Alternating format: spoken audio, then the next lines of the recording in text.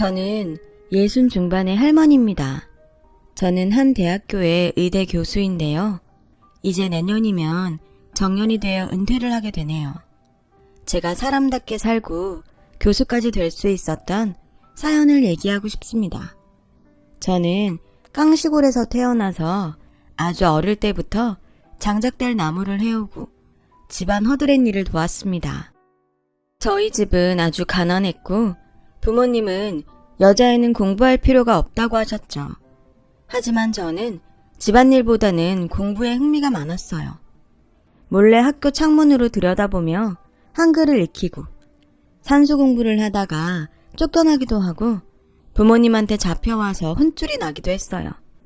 계집애가 공부해서 뭐 할 거냐며 살림이나 잘 배우라고 하셨죠. 그런 제 삶의 변화가 오기 시작한 건 젊은 여선생님이 오시고부터였어요. 시내에 있는 유일한 중학교에 부임하신 선생님은 제가 야트막한 산기슭에서 쑥을 뜯다 말고 누가 놓고 간 책을 읽는 걸 보시고 저에게 공부를 가르치기 시작하셨어요. 순정아, 지금 당장은 이게 너한테 쓸모없는 것 같아도 언젠가 분명히 도움될 날이 올 거야. 네가 노력한 만큼 네 인생의 기회도 넓어질 거고. 그 선생님도 공부 못하게 하는 부모의 눈을 피해 열심히 공부해서 대학을 나와 선생님이 됐다고 하셨어요.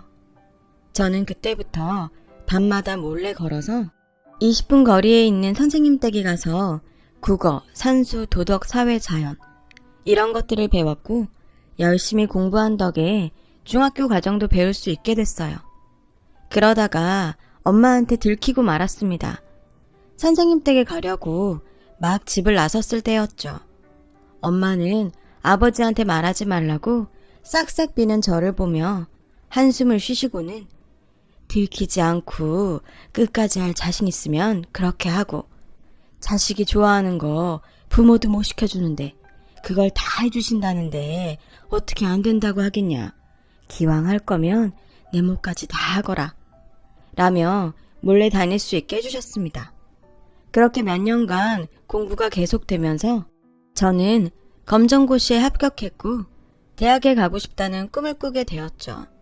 하지만 현실적으로는 어려움이 많아서 엄두가 나지 않았어요. 공부할 시간도 많아야 하고 문제집도 살 게 많고 그저 막막해서 걱정을 하자 선생님은 엄마를 만나셨어요. 순정이는 정말 똑똑해요. 누구보다 이해력도 빠르고 머리도 좋고 굉장히 성실하죠. 이런 애가 공부를 안 하면 누가 하겠어요. 부디 어머님께서 순정이가 대학에 갈 수 있도록 도와주세요.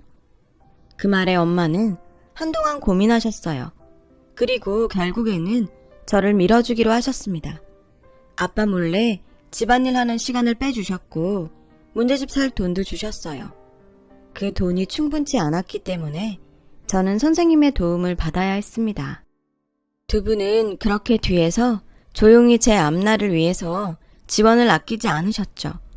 저도 그런 엄마와 선생님께 보답하고자 하루 10시간씩 공부를 했고 그러다 보니 점점 더 풀 수 있는 문제들이 많아지더라고요. 한 번은 선생님이 갖다 주신 유명 학원 모의고사 문제를 풀었는데 제가 거기서 딱 2문제만 틀렸어요. 공부 잘하는 고3들도 어려워하는 시험이라고 하셨어요. 선생님은 거봐, 너는 이렇게 할 수 있을 줄 알았어. 이게 공부에 재능이 있다는 뜻이야. 거기다 넌 아주 열심히 노력하는 힘까지 있잖아. 선생님, 제가 정말 서울에 있는 대학에 갈 수 있을까요? 이 시험 성적을 보고도 모르겠어? 넌 이미 전국 수준이라고. 라며 저를 격려하셨습니다. 저는 그 말에 힘을 얻어 더 열심히 공부할 수 있었죠. 그리고 저는 선생님 말씀대로 서울에 있는 의과대학교에 합격할 수 있었어요. 저는 너무 기뻐서 엄마와 선생님 손을 잡고 팔짝팔짝 뛰었고요. 엄마는 너무 좋아서 눈물을 훔치셨고 선생님도 진심으로 축하해 주셨어요. 하지만 문제는 아버지였는데요. 아버지는 어디 여자애가 혼자 서울에 올라가냐며 펄펄 뛰셨습니다. 그리고 쓸데없는 데에 시간을 낭비했다며 제 책들을 다 버리셨어요. 저는 너무 속상한 나머지 아버지를 원망하며 가출을 결심했죠. 오빠들은 아버지가 다 밀어줘도 못 간 대학. 나는 갔는데 왜 나보고는 안 된다고 하는 거예요? 아버지가 밀어준 것도 아닌데. 그렇게 저는 몰래 짐을 싸서 새벽에 기차역으로 갔어요. 그런데 거기에 선생님이 나와 계신 것이었어요.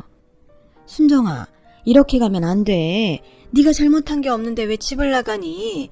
나가더라도 떳떳하게 모두의 박수를 받으면서 떠나야지. 지금 네가 이렇게 무작정 서울에 가면 어디 더 받아줄 것 같아? 지금 그러지 말고 돌아가자. 안 그러면 네가 지금까지 노력한 게 다 헛수고가 되는 거야. 저는 결국 선생님과 함께 집으로 돌아오게 되었어요. 집에서는 제가 가출하라고 했던 것을 아무도 몰랐습니다. 선생님은 어떻게 하신 건지 대학교 입학금과 등록금을 마련해 오셨더라고요. 그리고 아버지께 이건 제가 순정이한테 주는 대학 합격 선물입니다. 서울에서 1등만 한다고 하는 애들도 떨어지는 의대에 합격했잖아요. 이만한 선물은 받을만 하다고 생각합니다. 순정이가 서울에서 대학을 다닐 수 있게 해주세요. 분명히 아버님께 효도하는 딸 될 겁니다. 선생님의 몇 번이고 되풀이한 간곡한 설득 덕에 결국 아버지는 저를 서울로 보내기로 하셨어요. 저는 선생님께 이 은혜를 어떻게 다 갚아요. 정말 감사합니다, 선생님. 하며 펑펑 울자 선생님은 네가 열심히 하면 되는 거야. 그리고 훌륭한 의사가 돼서 갚으면 돼. 라며 제 어깨를 토닥여 주셨습니다. 저는 그러겠다고 굳게 약속했고 대학에 가서 정말 열심히 공부했어요. 1학년 때 다들 해본다는 미팅도 하지 않았고 다른 애들과 몰려다니며 놀지도 않고 공부하고 학생 과외만 열심히 했죠.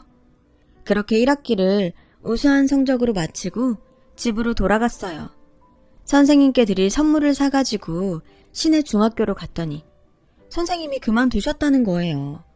어떻게 된 일인지 영문을 묻자 결핵에 걸려서 수업 시간에 피를 토했고 그 이후로 학교를 그만두고 요양을 떠났다고 하더라고요. 선생님은 제 앞으로 편지를 남겨놓으셨더군요. 편지를 서울로 보내지 않은 건 제 공부를 방해하기 싫어서였다고 적혀 있었어요. 순정아, 너는 언젠가 꼭 훌륭한 의사가 될 거야. 선생님은 그렇게 믿어. 그러니 건강 유의하면서 공부해야 한다.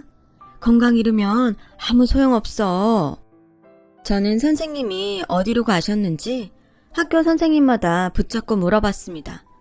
그러나 선생님이 어디로 요양 가셨는지 아는 사람은 없었어요. 아무에게도 말 안 하고 떠나셨다는 거였습니다. 요즘 같으면 인터넷으로 어떻게든 찾을 수 있었을 거예요. 하지만 당시에는 그럴 수가 없었어요. 저는 선생님을 찾으려고 알만한 사람들을 찾아다녀 봤지만 결국 찾지 못했고 방학이 끝나 학교로 돌아가야 했습니다. 저는 자취방에 돌아와 책상 앞에 앉아 결심했어요. 그래, 선생님을 다시 만났을 때 자랑스러운 제자가 될 수 있게 열심히 살자. 공부도 열심히 하고 돈도 열심히 벌자. 그게 선생님께 보답하는 길이야. 저는 그때 이후로 정말 더 이를 악물고 공부했어요. 잠 한숨 안 자고 며칠씩 공부하다가 병원에 입원도 해봤고 너무 책상 앞에 앉아 있어서 엉덩이가 온통 짓무른 적도 있었죠. 밥 먹는 시간도 아까워서 일주일치 주먹밥을 만들어 놓고 냉동실에 넣어놨다가 하나씩 꺼내 녹여서 먹었습니다. 반찬은 시골에서 보내준 김치 한 가지였고요. 어려운 의학 용어들은 다양한 연상법을 이용해 달달 외우고 또 외웠어요. 화장실 거울 옆에도 외워야 할 단어들을 잔뜩 써놓고 이빨을 닦으면서도 외우고 또 외웠습니다. 그렇게 열심히 한 덕택에 저는 인턴 후 봤던 시험도 레지던트 4년 후 봤던 내과 전문의 시험도 모두 한 번에 합격하게 되었어요. 시험에 합격할 때마다 선생님을 떠올리고 마음속으로 감사하다고 인사했죠. 그리고 좋은 기회가 있어서 미국으로 연수도 다녀오게 되었습니다.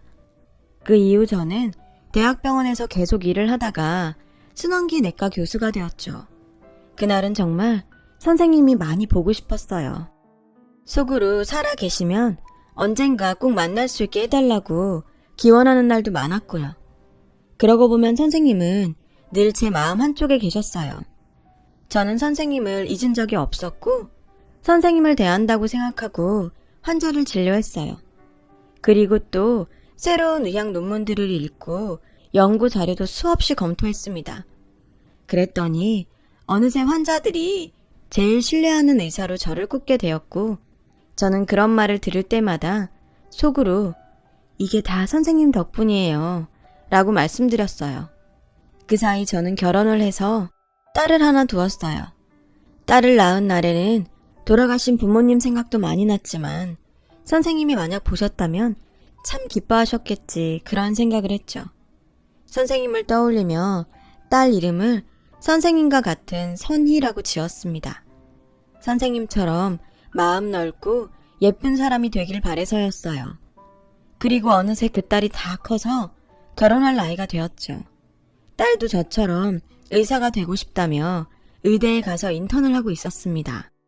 엄마, 나 만나는 사람 있는데 엄마도 한번 같이 봤으면 좋겠어. 그래? 결혼까지 생각하는 사람이야? 내가 지금까지 엄마한테 내 남친 소개한 적 없잖아. 이 오빠는 진짜 내 인연인 것 같아. 딸은 부끄러운 듯 쑥스러운 표정으로 말하더군요. 저는 그렇게까지 내키지는 않았습니다. 딸 얘기를 들어보니 마음은 착하고 긍정적인 사람 같은데 크게 욕심도 없고 가진 것에만 만족하며 그날 벌어서 그날 쓰고 사는 사람 같았거든요. 저는 제 사위는 좀 더 야망이 크고 미래를 위해 투자하는 인물이길 바랐는데 완전 정반대 타입인 것 같아서 만나기도 전에 씁쓸했죠. 하지만 딸은 그걸 참 좋게 본 것 같았어요.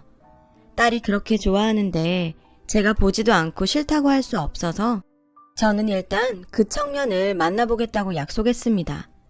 사위는 고등학교 교사였고 아주 선한 인상을 하고 있었어요. 교사 사위라니 부족함 없다고들 하시겠지만 전 욕심이 많았나 봅니다.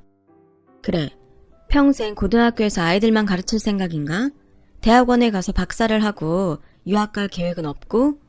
라고 하자 사위는 네, 저는 많은 가능성을 갖고 있는 아이들에게 뭐든 마음먹으면 할 수 있다고 가르치는 사람으로 남고 싶습니다.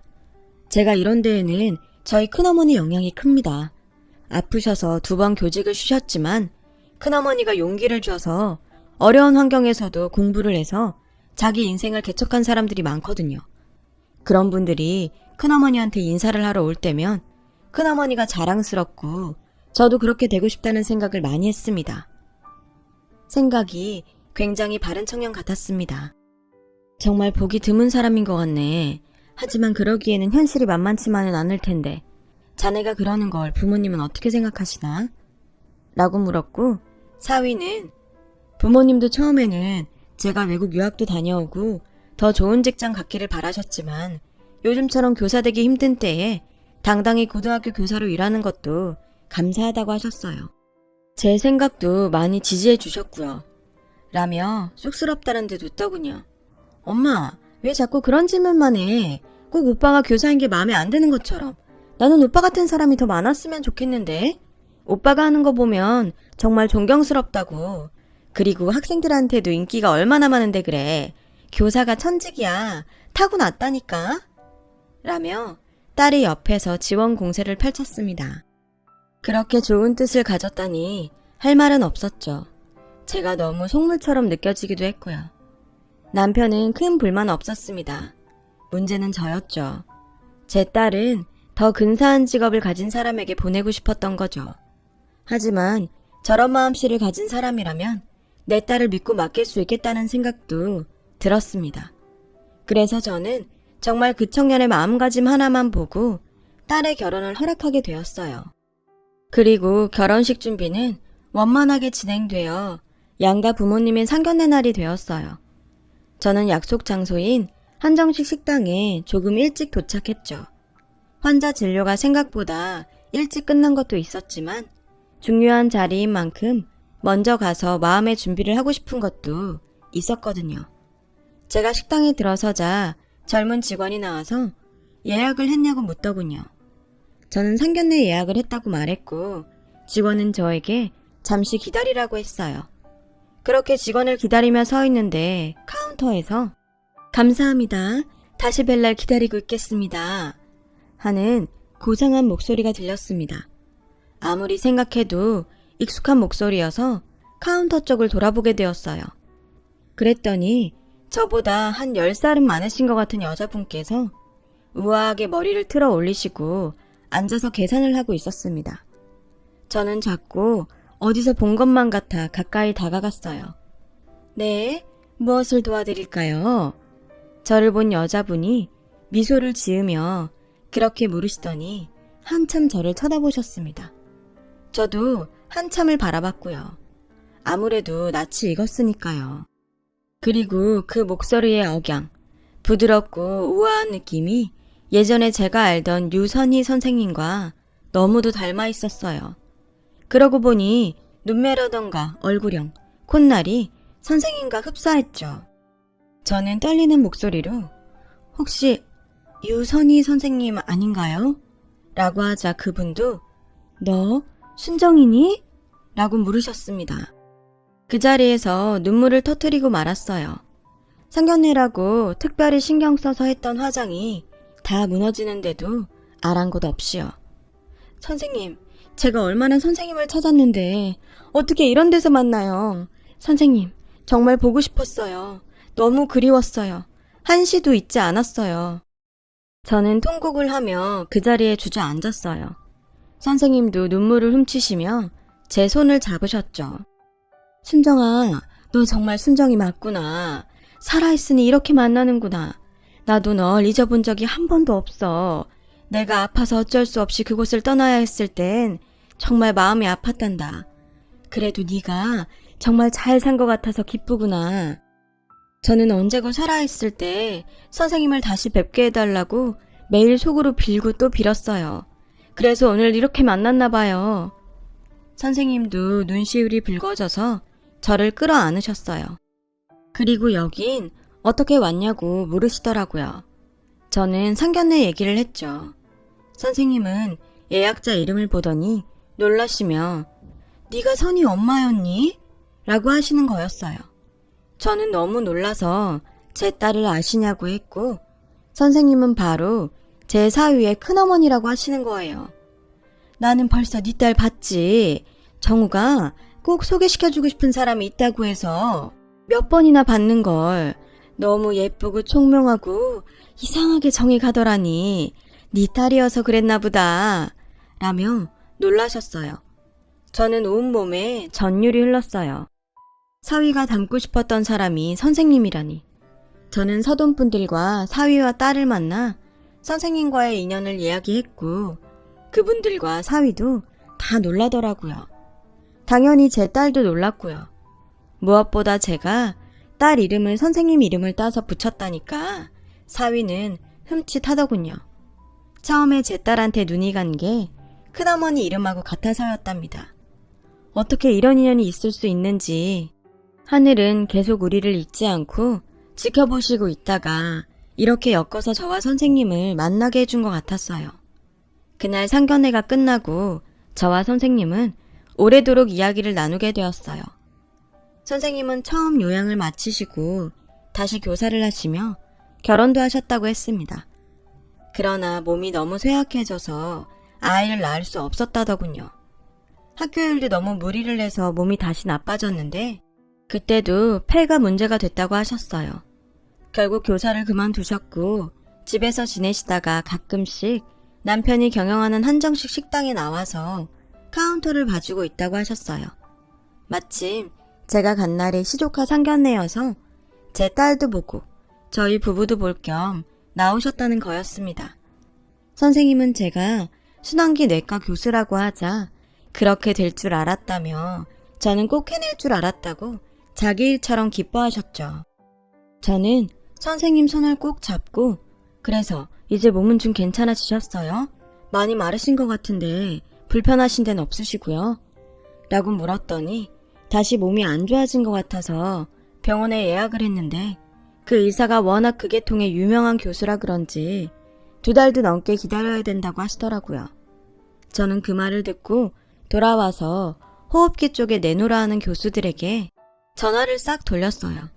그리고 대학병원 내에 인맥을 총동원해서 선생님이 VIP 병실에 입원할 수 있게 했죠. 난 일반 병실도 괜찮은데 이런 데는 어색해. 선생님, 이거 제가 은혜 갚는 거라고 했잖아요. 제가 선생님께 보답할 수 있게 해주세요. 선생님은 웃으시면서 알겠다고 하시더라고요. 검사 결과 선생님의 폐에서 종양이 발견되었고 암의 소견이 나왔어요. 선생님은 몸이 많이 약하셔서 수술에 대한 부담이 있었는데 워낙 초기였고 표적 항암 약물 치료가 가능할 것으로 보며 바로 제가 주치의가 돼서 치료에 들어갔습니다. 선생님은 우시면서 내가 순정이 덕분에 살게 됐구나. 고맙다. 라며 계속 제게 고개를 숙이셨어요.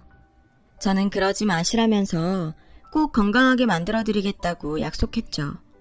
선생님의 항암 치료가 시작됐고 아이들의 결혼식 날짜도 잡았습니다. 저는 해외 최신 논문들은 전부 찾아보고 미국 유명한 대학병원에서 임상 진행 중인 효과 좋은 신약이 있는지 계속 알아보며 바쁜 날들을 보냈어요. 제가 있는 대학에서 연구 중인 치료제도 알아보았죠.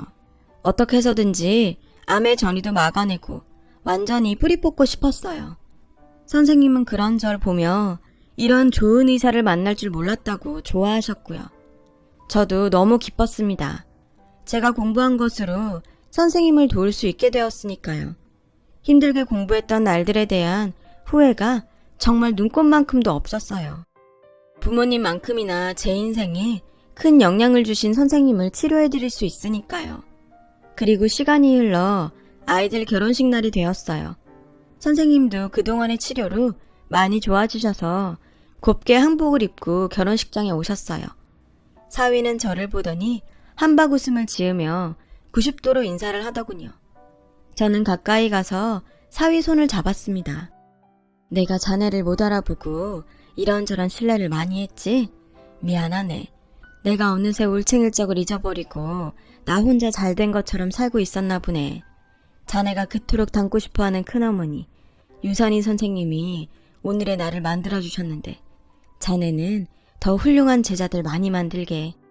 아닙니다, 장모님. 저는 섭섭하게 느낀 적 한 번도 없어요. 그리고 선희가 좀 훌륭한가요? 아까우신 게 당연하죠. 저한테 정말 넘치는 사람입니다. 그거 잊지 않고 늘 존중하는 마음으로 살겠습니다. 저와 선희의 결혼을 허락해 주셔서 감사합니다. 라는데 제 눈시울이 뜨거워지더라고요.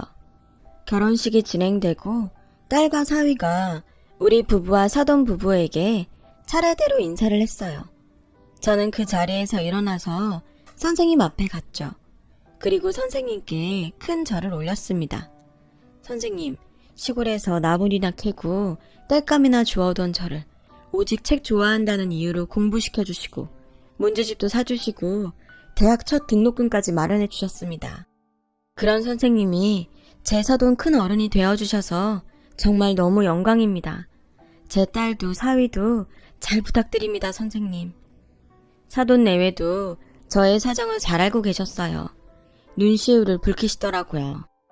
다들 박수가 터졌고 그 가운데 우는 사람들도 있었어요. 제 딸과 사위도 눈물을 흘렸죠.